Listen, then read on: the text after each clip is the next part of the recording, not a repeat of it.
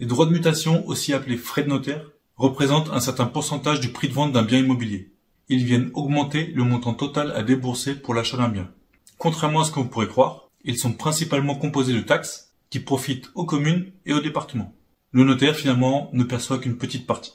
Nous verrons dans cette vidéo de quoi sont composés les frais de notaire, quelle est la part réelle de la rémunération du notaire, ainsi qu'un exemple de droit de mutation dans une transaction. Je suis Jérémy Salle, bienvenue sur la chaîne À vos investissements.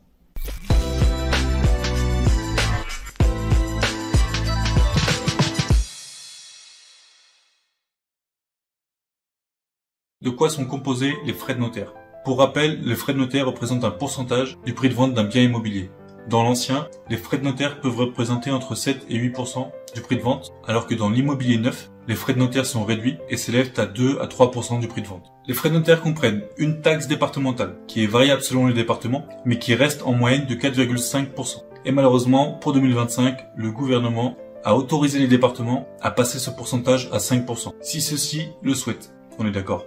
La grande majorité, si ce n'est la totalité, va les passer à 5%. Il y a aussi une taxe communale de 1,20%, des frais d'assiette qui représentent à peu près 0,1%, la rémunération du notaire, qu'on appelle aussi émolument proportionnel, et qui est compris entre 0,80% pour la tranche qui est au-delà de 60 000 euros, et 3,945% pour la tranche de 1 à 6 500 euros. Il y a également des émoluments de formalité et des frais de publication pour le service des hypothèques. Que représentent ces droits de mutation? Les droits de mutation ou frais de notaire, qui doivent être versés lors de toute transaction immobilière, représentent une part importante des ressources des collectivités locales. Ceux-ci peuvent ensuite être utilisés pour financer des associations locales, pour la construction et l'entretien des routes, pour rénover des écoles, etc. Alors, quel est le rôle du notaire dans tout ça? Parce qu'on appelle bien ça des frais de notaire. Le notaire et ses activités représentent une énorme source de revenus pour les collectivités. Au-delà de ses interventions lors des transactions immobilières, il est également présent lors des héritages ou de la transmission de patrimoine ou pour rédiger tout acte officiel qui pourrait lui être confié. Chacune de ces interventions est rémunérée et là encore des taxes communales et départementales s'appliquent. Mais le notaire, c'est pas uniquement un gagne-pain pour les collectivités. C'est avant tout un accompagnateur de vie pour tous ceux qui font appel à ses services. Qu'il s'agisse d'une acquisition immobilière, de la rédaction de testament, d'organiser la succession, etc. Quelle est la rémunération réelle du notaire? Le notaire a pour mission de rédiger des actes, d'effectuer différents calculs, de conseiller ses clients, de vérifier les titres de propriété, de faire des recherches, etc. Il perçoit en contrepartie de ces actes des émoluments proportionnels, compris entre 0,80% pour la tranche au-delà de 60 000 euros et 3,945% pour la tranche comprise entre 1 et 6 500 euros. Concrètement, plus le prix de vente d'un bien immobilier est élevé, moins le pourcentage de la rémunération du notaire est important.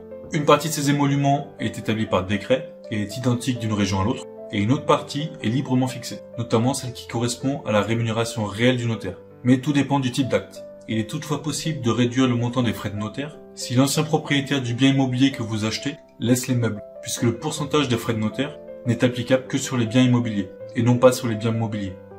Que se passe-t-il s'il y a deux notaires lors d'une vente immobilière? Lors d'une transaction immobilière, il n'est pas rare qu'il y ait deux notaires, celui du vendeur d'un côté et celui de l'acheteur. Et en réalité, un seul notaire est suffisant pour la réalisation de tous les actes notariés, mais chacun est libre de prendre le sien pour se rassurer. Il arrive parfois que le notaire et le vendeur aient des affinités, ce qui n'inspire pas forcément confiance à l'acheteur, ou alors certains écrits pourraient être développés en faveur du vendeur et survolés lors de l'explication à l'acheteur. Et de ce fait, un acheteur peut se faire épauler par un autre notaire qui pourra alors lui conseiller d'inclure ou d'exclure certaines clauses par exemple. Au niveau des frais de notaire, le montant reste identique et la seule chose qui change, c'est la rémunération du notaire, puisqu'il faut procéder à une répartition entre les deux notaires qui ont travaillé. En règle générale, le notaire qui rédige les actes, et qui est souvent le notaire du vendeur, récupère 60% des émoluments proportionnels, et celui qui accompagne le notaire principal, donc généralement le notaire de l'acheteur, lui reçoit les 40% restants. Est-ce qu'il faut faire intervenir deux notaires sur une même transaction? Tout dépend des acheteurs et des vendeurs. Un acheteur peut choisir de prendre le même notaire que celui du vendeur, ou d'en prendre un autre pour diverses raisons, dont la principale peut être de se faire conseiller personnellement, plutôt que de risquer de prendre le notaire ami du vendeur. Le vendeur peut également prendre le même notaire que l'acheteur, si celui-ci n'a pas d'affinité particulière avec un notaire, ou que ça lui est égal de qui s'occupe des actes, tant que c'est fait. Pour les notaires, travailler à deux peut être un avantage comme un inconvénient. Une équipe de deux notaires est généralement plus efficace et plus rapide si les deux s'entendent et travaillent dans l'intérêt de leurs clients. Il existe cependant certains notaires, comme dans toutes les professions, qui émettent de la mauvaise volonté puisqu'ils y voient leur rémunération baisser car partagé avec un autre, malgré une confraternité remarquable dans cette profession. Voyons maintenant un exemple sur une transaction à 200 000 euros. Pour simplifier la chose, on va dire que l'acheteur et le vendeur prennent exactement le même notaire, même si au final, ça n'a pas d'incidence sur le prix. Au niveau de la taxe départementale, on est à 4,5% de 200 000 euros, ce qui représente 9 000 euros, ou 10 000 euros si les départements la passent à 5%. Au niveau de la taxe communale, on est à 1,2%, ce qui représente 2 400 euros. Les frais d'assiette à 0,1% sont d'un montant de 200 euros. Les frais de publication par le service des hypothèques récupèrent 187 euros. Les émoluments proportionnels, donc la rémunération réelle du notaire, comptent pour 1% au total, soit 2 000 euros. Les émoluments de formalité de 0,34% coûtent 680 euros. Et il y a également un peu de TVA pour les émoluments proportionnels et les émoluments de formalité. Sur une transaction de 200 000 euros, la collectivité percevra donc 11 600 euros, tandis que la rémunération du notaire sera, elle, de 2 680 euros hors taxe. L'acheteur, lui, devra payer ses 200 000 euros au vendeur, plus 14 280 euros pour les frais de notaire, ce qui représente environ 7% du prix total. Donc peut-on encore parler de frais de notaire? Je ne sais pas.